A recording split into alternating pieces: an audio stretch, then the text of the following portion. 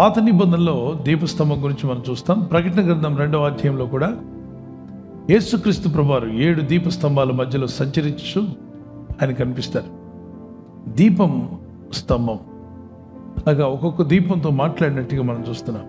దీపస్తంభాలు 7 సంఘాలు కూడా మనం చూస్తున్నాం. 7 సంఘాలు. దీపం అనగా వెలుగు. యేసయ్య అన్నాడు, నేను ఈ లోకానికి వెలుగై ఉన్నాను. యోహాను సువార్త 8:12. John chapter 8:12, John chapter 9:5, Jesus said, I am the light of the world. యేసు ప్రభువు చెప్పారు యోహాను 8:12, యోహాను 9:5, యోహాను సువార్త 1:4, 5, 6 ఆయన ఈ లోకానికి వెలుగుగా వచ్చారు.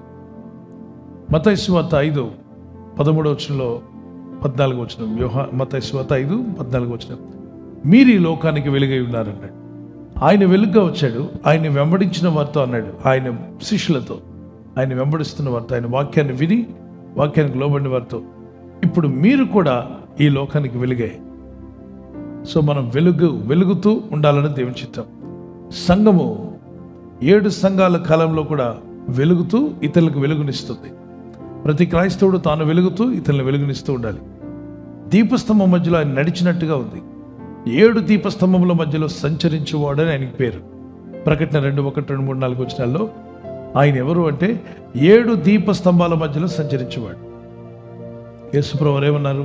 మత్తయి సువార్త 18:20 వరకు, ఎక్కడ 2-3 కూడి ఉందరో నా నామంలో వారి మధ్యలోనే ఉంటానండి. అంటే 2 కానీ 3 కానీ యేసుక్రీస్తు నామంలో కూడి ఉన్నట్లయితే వారి మధ్యలో ఆయన సంచరిస్తాడు. సంఘంలో ఆయన సంచరిస్తున్నాడు. నరుడి ఆత్మ యెహోవా పెట్టిన దీపం. సామెత 20:27. Proverbs chapter 20:27. మీ ఉన్న ఆత్మ ఉందే, ఆత్మ దేవుడు పెట్టిన దీపం. మన ఆత్మలో ఆయన సంచరించాలనుకుంటున్నాడు. మన దేహం దేవాలయం అని 1 కొరింథీ చాప్టర్ 3:16 and 17. 1 కొరింథీ 3:16-17 మన దేహమే దేవుని ఆత్మకు ఆలయమై ఉన్నది. ఓకే, మరి పాత నిబంధనలో దీపస్తంభం అని చెప్పి దాన్ని ఏర్పాటు చేసి అచ్చము ఒలివ నూనె, పచ్చి చక్కని మరి cold pressed virgin olive oil అని చెప్పంటారు, దానిని మాత్రం పోసేవారు. దీపాలు వెలుగుతూ ఉండాలి. ఎప్పుడు కూడా దీపం ఆరిపోకూడదు. ఆ దీపస్తంభాలు వెలుగుతూనే ఉండాలి.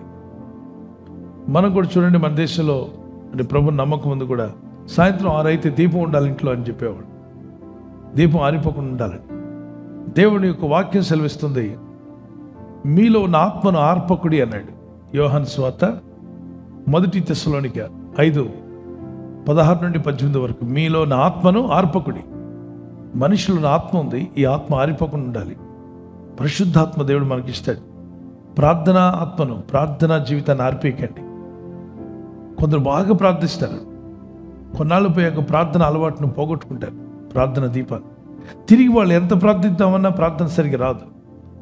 అందరూ అంటారు, ఒకప్పుడు నువ్వు బాగా ప్రార్థన చేసేవాడు, బాగా ప్రార్థన చేసేదాన్ని, మీ ప్రార్థన వింటే మాకు భయం వేసేది, అసలు ఎలా చేయగలుగుతున్నావు అనుకునేవారు.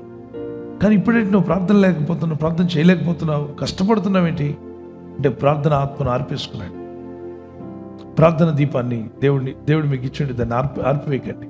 The candlestick is nothing but the menorah also symbolizes the creation in 7 days with a center light representing the Sabbath. ఈ దీపస్తంభము మెనొరా అనగా 7 దినాలలో దేవుడు సృష్టించిన దానికి సాదృశ్యంగా ఉన్నది. మధ్యలో ఉన్నటువంటి దీపము అది సబ్బాతు విశ్రాంతి దినానికి సాదృశ్యంగా ఉంది. అంటే దీపస్తంభం ఎప్పుడు మనం వెలుగుతూ ఉండాలని దేవుడు కోరుతున్నాడు.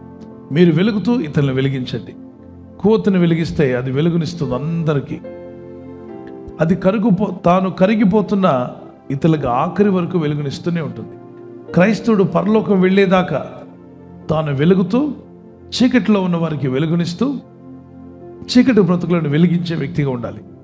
మీరు, నేను, ప్రపంచంలో ఉన్న ప్రతి క్రైస్తవుడు క్రీస్తుని వెంబడిస్తున్నవారు మనం వెలుగుతూ ఉండాలి.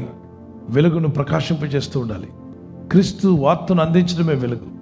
క్రీస్తుని గురించి శుభవార్తను ఇతరులకు ఇవ్వడమే వెలుగు. మీరు ఆయన సాక్షిగా జీవించడం కూడా ఒక వెలుగై ఉంది. God bless you.